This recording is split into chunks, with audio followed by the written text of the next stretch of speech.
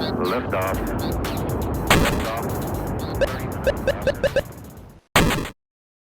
Hey everybody, let's do question of the week for Weekend Confirm. My name is Garnett Lee, and if you want to get your questions to us, you know how to do it. It's on Twitter or on Facebook on the Weekend Confirm page. Of course, the Weekend Confirm page. I don't even know what I'm thinking about there.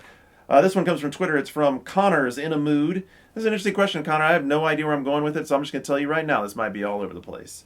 It says, last episode, that missing something was mentioned regarding Fuse. Fuse is the new game from Insomniac that is Overstrike reimagined. It's coming out in the first part of 2013, and James Stevenson from the developer, he does community work over there, talked to us about Fuse a little bit, along with a bunch of other stuff. You guys know James. So Connor's asked, what has been that something for you guys in the past? Well, that's the problem with saying that little something, isn't it? It's sort of like, I'm going to sound smart now and say, oh, it has some je ne sais quoi. What the hell does that mean, really, right? And it's that elusive quality of personality, of atmosphere. It's that emotional connection we get. And we use those generic terms to substitute for the fact that we just sometimes have a really hard time defining what they are. You see the same thing a lot of times in describing games mechanics, where people will talk about, oh, the gameplay in this game was excellent. We'll save that for another time. So as far as what is that missing quality, it comes down to personality. Let me put it this way. The other night I was playing Tokyo Jungle, and it's a crazy game. It's a wacky game, right? And it has all kinds of problems. The graphics are definitely dated. The character models, the animation, all that kind of stuff is a little stilted. At the same time, it's hard to deny that it's just fun. Like, it's just crazy fun. And someone mentioned this, and we're going to talk about this on the show today. It harkens back to, that heyday of Sega on the Dreamcast, where they were making and publishing these crazy games that were, on the face of them, if you tried to describe them to a friend, pretty weird, pretty wacky or whatever, but then you sat down to play them, and they were super fun, and they really connected with you. Now, they didn't just have a little bit of that something, they had a lot of it. That's why I'm explaining that. It's like, that is the example of games that, while the game mechanically, structurally, all those other elements that we can, objectively look at may have been only, like here, all those intangibles, they brought it up way, way, way higher. And it seems like some of that has sort of eroded as we've pushed further and further into the tech-heavy side of development. We worry about engines, we worry about shader models, we worry about sound occlusions, we worry about all these big fancy things, and yet somewhere in there we've got to make a great game. That's not to say that some people don't do a really fantastic job at it. I would point to a game like Portal 2. How much fun are Atlas and Peabody? They're fantastic, right?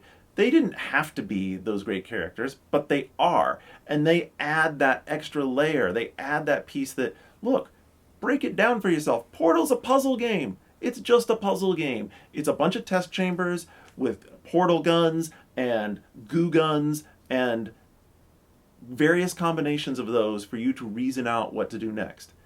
It becomes that much greater because you connect with it and they tell all these stories and have all these fun with it. How about another example? Nintendo has been fantastic at this, and I think one of the games that, though it has not connected with a broader audience, really has this in really strong suit, would be Pikmin. Pikmin's fantastic at this because, at its heart, Pikmin is a motion-controlled, or actually pointer-controlled, consolification of strategy gaming. Something people say can't be done, and yet it's so well disguised or so well packaged in the Pikmin spirit and the character that brings to the game that you don't get caught up on it being a strategy game. You get caught up in the moment of playing with your Pikmin, of trying to figure out how you're going to get captain off the planet. And that's what I felt like is still not quite clicking there for me with Fuse. It has a fantastically realistic look. It has what promises to be great multiplayer from Ozzy, who played it for us over at Insomniac. I don't doubt those things. I think that technical expertise is one thing.